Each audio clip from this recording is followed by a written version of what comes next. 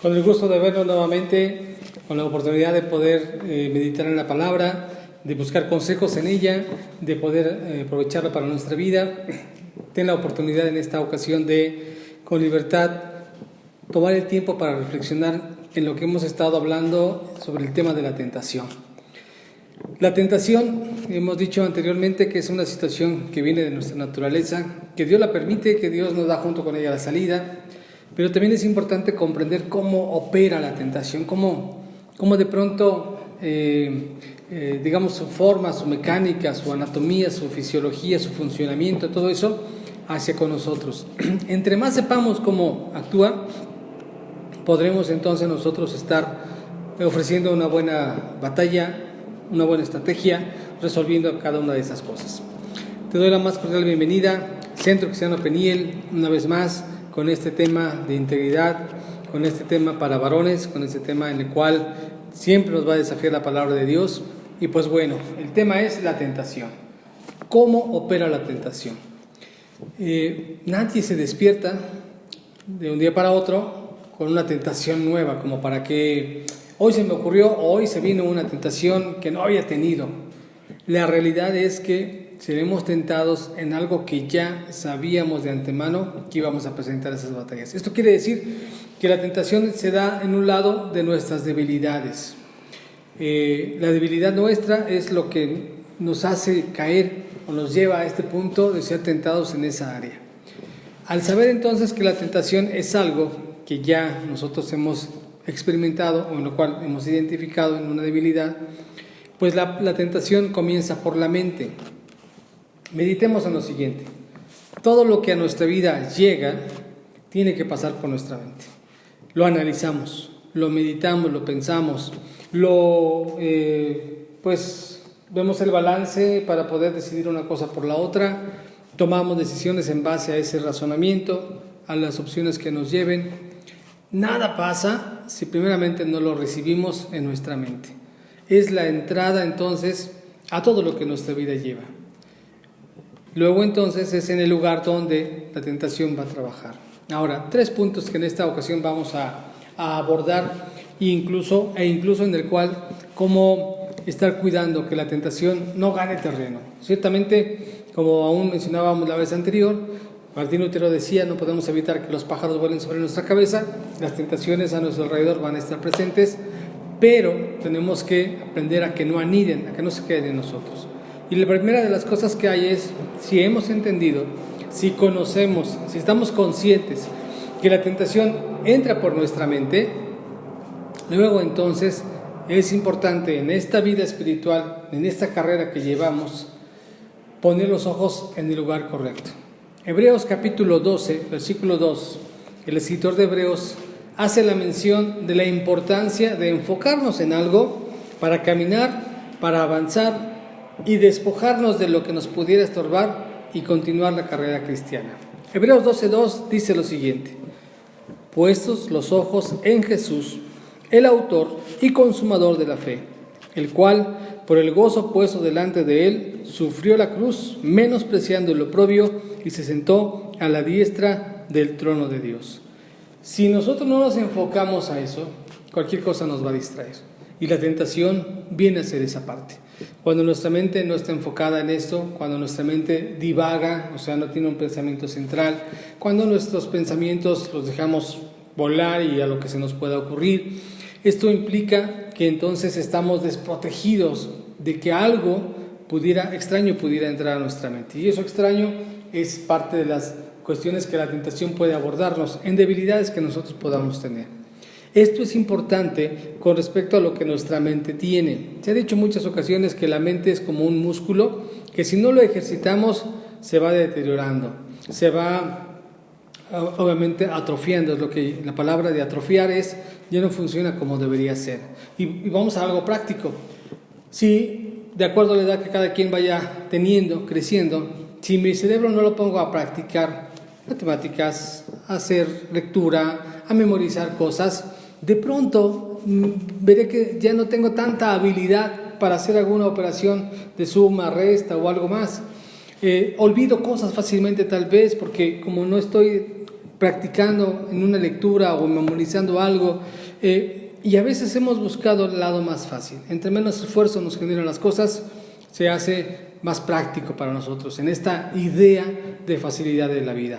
Pero nuestra mente la hemos se ha ido debilitando cuando no le damos la carga, la presión, el trabajo que en otro tiempo tal vez sí tendría. Una forma práctica: el día de hoy la situación de la tecnología tal vez nos ha ahorrado mucho en memoria ya no tener presente los números telefónicos de ciertas personas, familia, lo que fuera. Antes de que llegaran estos teléfonos inteligentes, entonces, de manera cotidiana, los que teníamos referencias de familiares con números telefónicos en la mente los traíamos. Y eran de 6, 7 dígitos, 8 dígitos y los recordábamos. Hoy a veces se nos puede complicar. Entre más inteligente el teléfono es, nosotros somos menos inteligentes tal vez. No sé, sea una ecuación que ahí se vaya dando. Pero eso es en lugar a lo que no ejercitamos nuestra mente. Y si vamos ahora a los principios espirituales, y si ahora vamos al enfoque que hay con respecto a la verdad de la palabra de Dios, si yo no la enfoco en una meta, en este caso lo que recomienda el escritor de Hebreos, puestos los ojos en Jesús. Si yo no miro a Jesús, todo lo demás a mi alrededor me va a distraer, y entonces esos pensamientos, que es donde la tentación puede ocupar espacios o lugares, pueden venir de una manera más fácil, porque en mis debilidades yo no me he cubierto, no me he fortalecido, me he descuidado en esa parte. Y entonces le puedo dar lugar a cualquier tipo de pensamientos.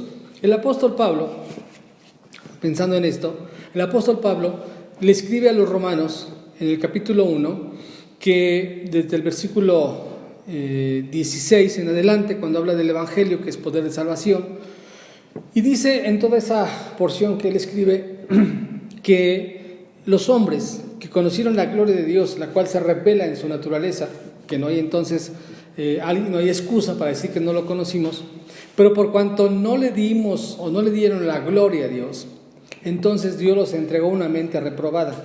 Y esa mente reprobada es que de pronto la mente del ser humano no tiene una limitación en lo que podría ser concreto, en vivir, en honestidad, en pureza, en familiaridad, en cuidado por el prójimo, en esta humanidad que deberíamos de tener. La verdad, el hombre en sus pensamientos se ha dejado o se ha desvirtuado a veces de su propia naturaleza, cometiendo atrocidades de violencia, delitos, incurriendo en actos, y en este caso actos sexuales, aborrecibles.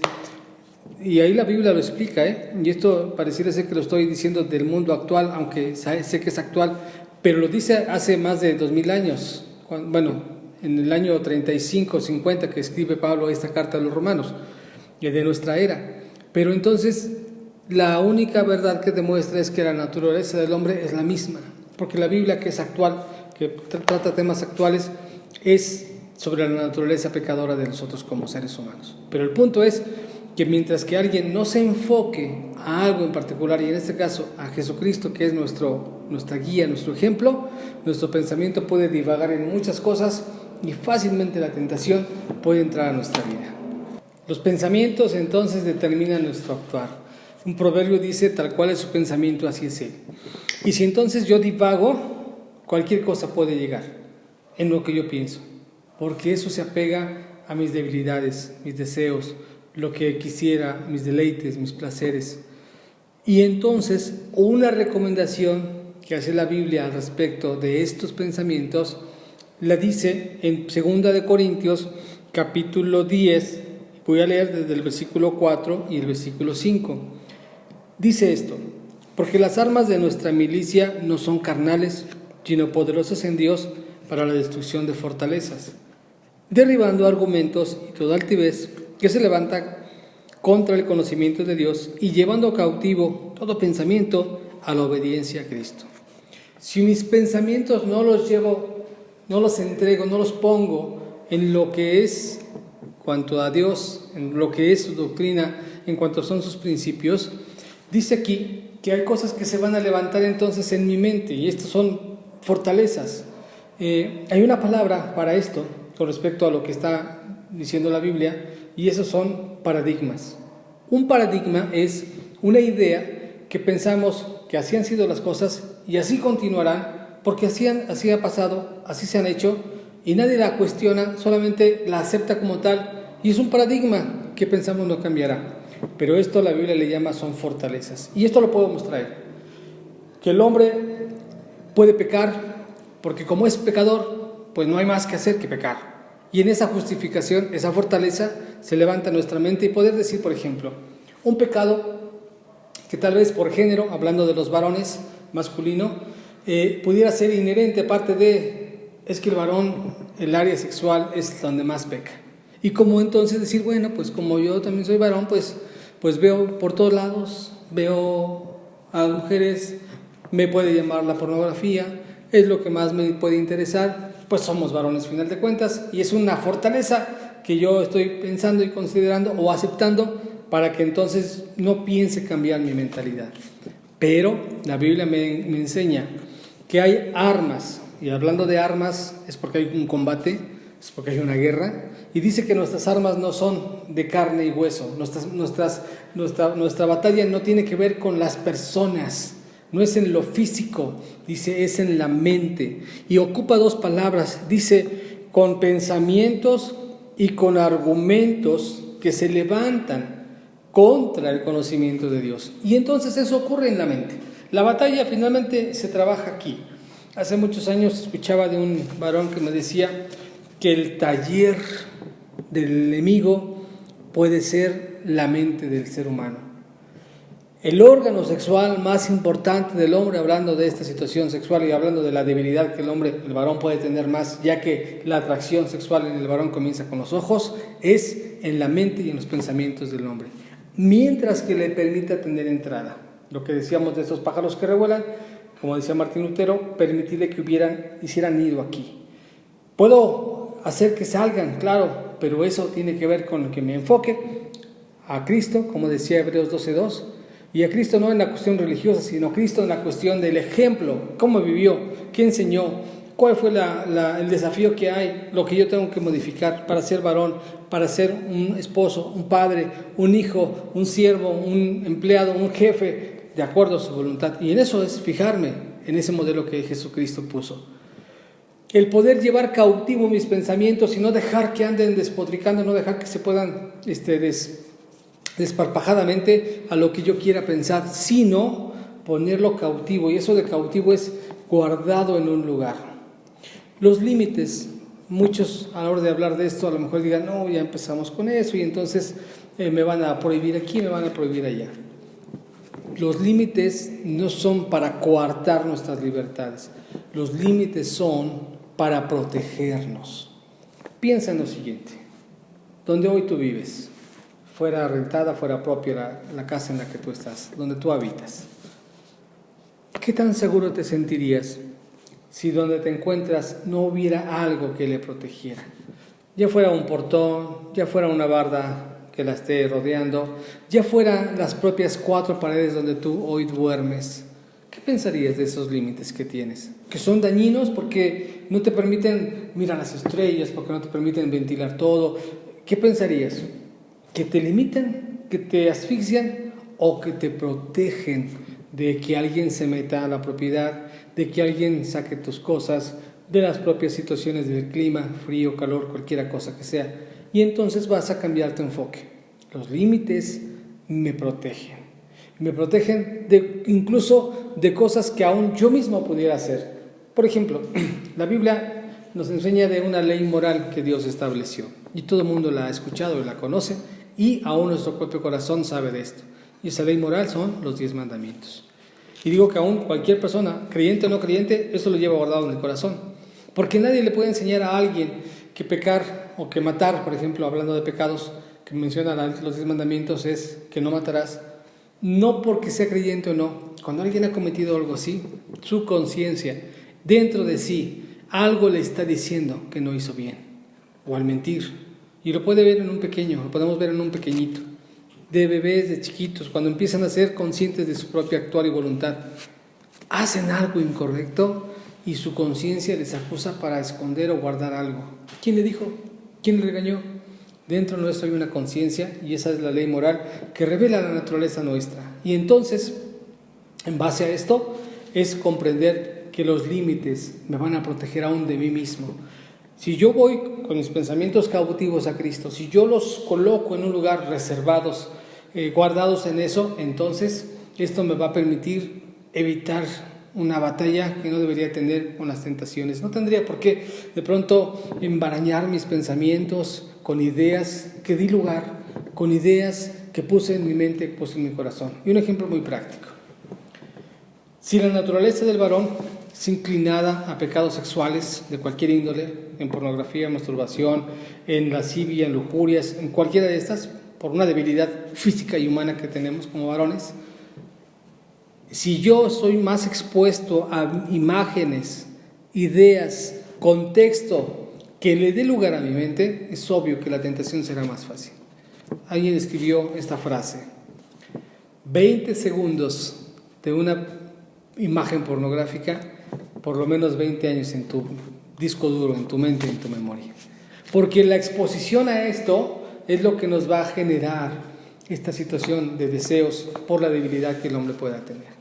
Así que entonces, si yo cautivo mis pensamientos y los pongo en una limitación para saber lo que me conviene ver y lo que no me conviene ver, lo que me conviene pensar, lo que me conviene escuchar, lo que me conviene recibir o no recibir, eso me estará ayudando a cuidar de no exponerme a este tipo de situaciones en tentación. Y solamente mencioné por la cuestión sexual como algo tal vez más público, más tangible, más común. Pero, ¿saben? Hay muchísimas cosas más alrededor. Envidia, celos, contiendas, mentiras, murmuraciones, todo lo que la naturaleza humana viene a hacer. Y en esas fortalezas, donde de pronto nosotros mismos como seres humanos nos hemos creído tantas cosas para pensar que no saldremos adelante, que no podemos cambiar, que eso solamente es para otras personas, que esto de poder entregarse y vivir para Dios no es para mí porque no soy tan santo, tan entregado, pero son fortalezas que tenemos que cambiar cuando llevamos cautivo nuestros pensamientos a Cristo Jesús. Ok, vamos a ir acomodando las ideas. Primero, en principio de cuentas, el poder poner los ojos en Jesús, enfocarnos. En segundo, llevar cautivo nuestros pensamientos para no permitirle divagar y no estar solo pensando cualquier cosa. Y tercero, una de las recomendaciones más con respecto a poder salir adelante de toda tentación, por cuanto actúa a través de nuestra mente y a través de que en nuestras debilidades nos atraiga, nos haga caer si no estamos atentos a eso, es que nosotros pensemos lo adecuado y lo correcto. Pablo, el apóstol, en la carta a los Filipenses, en el capítulo 4, en el versículo 8, da una recomendación y dice esta parte: por lo demás, hermanos, todo lo que es verdadero, todo lo honesto, todo lo justo, todo lo puro, todo lo amable, todo lo que es de buen nombre, si hay virtud alguna, si algo digno de alabanza, en esto pensad. Eso quiere decir entonces que nuestros pensamientos deben de estar ocupados en algo conveniente y edificante. De no hacerlo, entonces le daremos lugar a cualquier tipo de pensamientos. Esta frase también tal vez alguien la ha escuchado. La madre de todos los vicios es el ocio, la ociosidad, la holgazanería, el no hacer más nada. Porque tenemos la guardia la tenemos baja, porque no estamos pensando que algo nos pueda pasar, porque no nos estamos ocupando en algo provechoso, y entonces nuestros pensamientos divagan de muchas maneras. Y Pablo dice: en lo que es correcto, en lo que es algo digno, en lo que algo pueda ser elogiado, en eso hay que estar pensando. Nuestra mente, si no le damos algo en lo cual pensar, si no le damos algo en lo cual trabajar, va a pensar cualquier otra cantidad de cosas. Médicamente, y esto es un dato muy bueno, médicamente está comprobado que todo lo que ingerimos en la alimentación de una dieta, supongamos de 1500, 1800 calorías, más del 50% hasta el 60% de esas calorías se van al cerebro. Es el cerebro el que más calorías ocupa de nuestro cuerpo, porque es a través de él donde todo lo que hacemos está trabajando allí.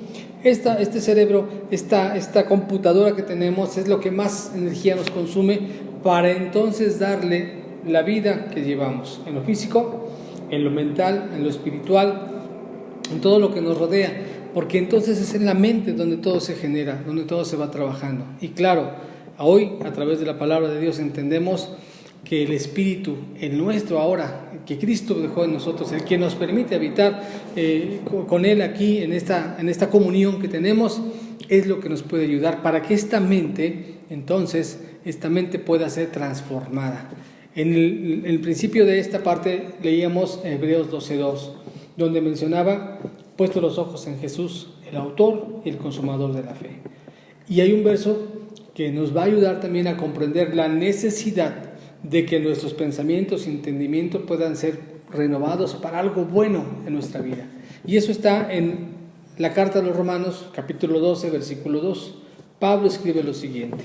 Dice, no os conforméis a este siglo, sino renovaos, transformaos por la renovación de vuestro entendimiento, para que comprobéis cuál sea la buena voluntad de Dios, agradable y perfecta.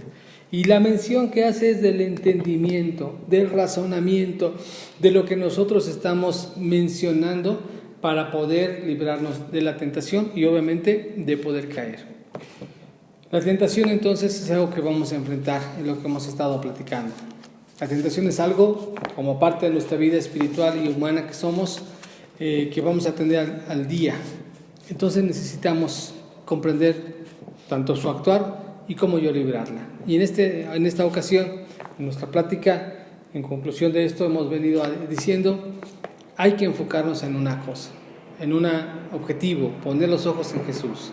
Hay que llevar cautivo en esas limitantes, en esas partes que es bien importante cuidar, no dejar que nada más entre, a estar atento a lo que estamos pensando en los principios que Dios ha puesto.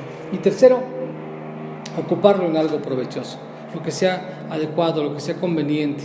Por ejemplo, ¿qué pasaría si nuestros pensamientos se hicieran públicos? ¿Seríamos capaces de seguir pensando lo que estamos pensando si sabemos que los demás lo ven y lo escuchan? Que lo que hoy estamos haciendo se puede hacer a los ojos de cualquier persona. ¿Nos sentiríamos cómodos con esa situación? De no ser así, entonces algo tenemos que cambiar. Entonces, tal vez la tentación está ganando terreno que nos pueda hacer caer, porque recuerda, en sí, la tentación no es pecado directamente, pero puede ser la puerta que nos lleve a caer si no estamos atentos y caer en los engaños o en la trampa o en nuestra debilidad que nos arrastre a eso. Por eso importante es comprender que en la mente, que en los pensamientos, es donde comienza esa batalla, es donde también se puede salir en victoria y es donde Dios nos ha dado armas, como leíamos en Corintios. Nuestras armas, nuestras forma de batalla no es carnal, no es humana, es espiritual. Y en eso la ayuda de la palabra de Dios, la ayuda del Espíritu Santo, la ayuda del ejemplo en Cristo para que podamos caminar, obedecerle, imitarle. Finalmente, el propósito de Dios para su iglesia, para nosotros sus hijos, el propósito aún de salvarnos es para modelarnos y reflejar su gloria y hacernos a la imagen de su Hijo Jesucristo, a la estatura de un varón perfecto, como la Biblia lo describe, en cualidades, principios y en reflejo de la gloria de Dios, para hacer en este mundo luz y sal, y en integridad y en sabiduría, vivir correctamente, y entonces la gente pueda conocer que hay un Dios en los cielos todopoderoso y que por su gracia nos permite regresar al origen al cual Dios nos diseñó, un hombre con santidad y con integridad. Esto es lo que quería comentarte, este es el mensaje que quería darte. Seguimos meditando, hay mucho por seguir hablando de ello, pero por lo pronto llévate esto en la mente y en el corazón y deja que Dios con su palabra nos renueve y te permita experimentar una vida distinta, porque las fortalezas se quiten trayendo la palabra de Dios a tu vida. Que Dios te bendiga. Nos vemos la próxima.